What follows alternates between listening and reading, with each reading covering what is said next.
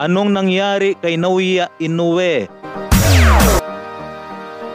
Eto mga idol, lalong nag-viral ang kakaibang kinikilos nitong si Naoya Inoue. Matapos nga po niyang in-knockout sa round 10 ng ating pambato na si Tapales noong December 26. At nang ma-interview nga po itong si Naoya Inoue tungkol sa kanyang panalo kay Tapales bilang bagong undisputed champion sa super bantamweight. Kung saan nga po mga idol ay laking gulat ng ibang mga fans sa kakaibang kilos ni Naoya Inoue na parang ngumunguya ito at gumagalaw ang kanyang panga. May mga nagsabi nga po na baka nasaktan ang panga ni Naoya Inoue sa kamao ni Tapales, habang may mga nagsasabi naman na side effect nga raw ito sa palagi nga daw ginagawa nitong si Naoya Inoue ang pag-inom ng pain reliever, na kung matatandaan mga idol, pinost nga po ito ni Cuadro Alas, "It's my boy." Sabay may matinding caption na may mga side effect na daw. Aba, pag ako tumama sa inyo, walang side effect ang kamao ko. Na kumatos nga raw ito diretso mga idol. Pero alam naman nating lahat na dumaan sa VADA test bago maglaban. Kaya naman ay wala tayong sapat na basihan